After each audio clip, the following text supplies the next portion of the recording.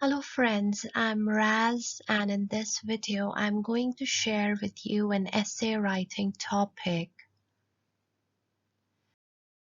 So before we go ahead with the essay writing topic, I'd like to tell you that essay writing is one of the tasks in your IELTS academic or general.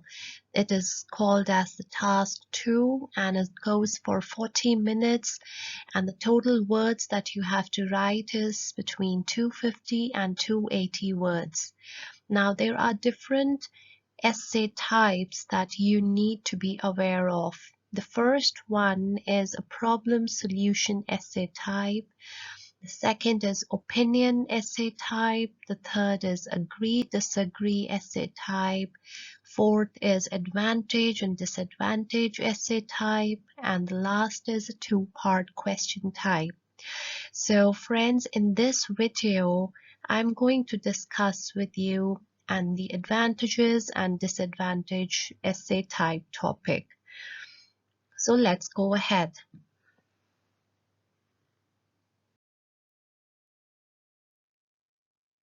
Now, how we need to utilize 40 minutes effectively is what the next question is. So always remember the word power. So what power means, P is for pre-analysis, which means that out of the 40 minutes time, you should spend at least 3 to 5 minutes in the beginning doing your analysis and making your notes. Write down all the points, what is required. Then the second is O, which is organization.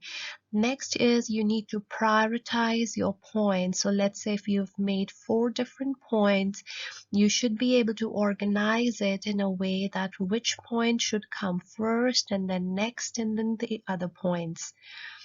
The next is a W, which is writing. So you finally should spend 30 minutes on the writing. The next is E, which is editing. So after you have written your answer, you need to edit it. So try and check any words that you're repeating. Take care of your spellings and grammar. So again, you should be spending 3 to 5 minutes. And finally, you need to do the review. So these are the very important steps that you need to understand before you start writing your essay.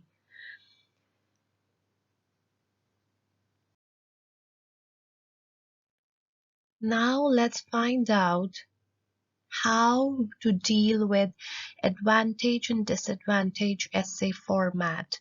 So once you get to know in the question that the question is asking you to talk about the advantages and disadvantages, so let's find out how we need to segregate our paragraphs. So the first paragraph will be introduction.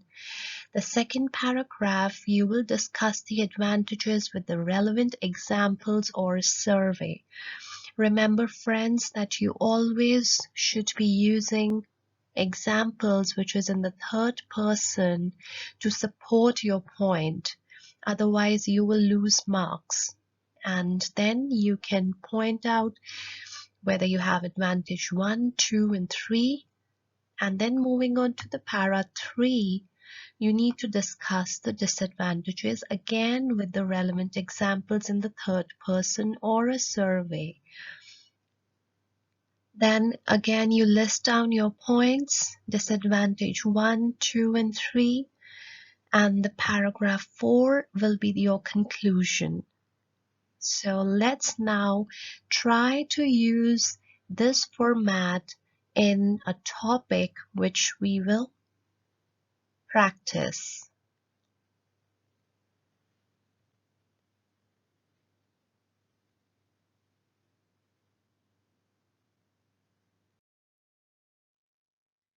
Alright, so the topic is, in many countries, students take a year gap after finishing school and work or travel during this period. Should students take a gap year before attending universities? What are the advantages and disadvantages of it? Give reasons for your answer and include any relevant examples from your own knowledge or experience. So friends, you can see that in this question itself, it is asking you to talk about the advantages and disadvantages. So as I earlier discussed, that out of the 5 essay types, this question falls under advantages and disadvantages. Now, it also says, give reasons for your answer and include any relevant examples from your own knowledge or experience.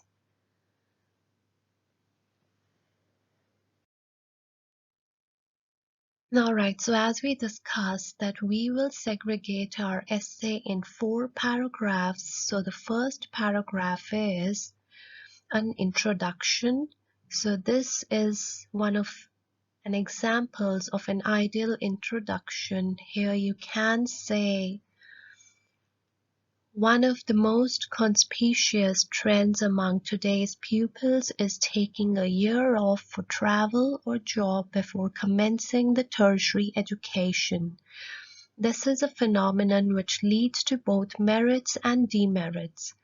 This essay will discuss the influence of a year gap on the teenagers and will lead to a reasoned conclusion.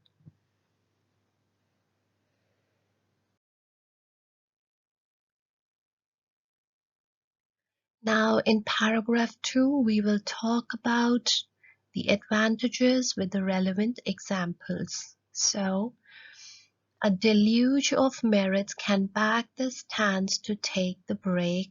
The most preponderant is that students can elevate their stress during the holiday period. For instance, students after studying for a long period get a break to relax psychologically and physically. So friends, this was one point with an example. Now moving on to the second point, in addition to this would be the opportunity for them to travel outside the country, learn foreign culture and current market trends. Howbeit, they develop maturity and possess an enthusiasm for the university education. Hence, it is apparent why students need a vacation before joining the university.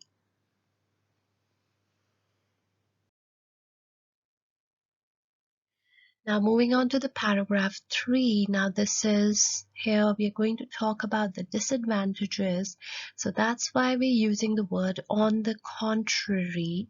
Many students get deviated from their studies and feel difficult to start the academic education after having a long break.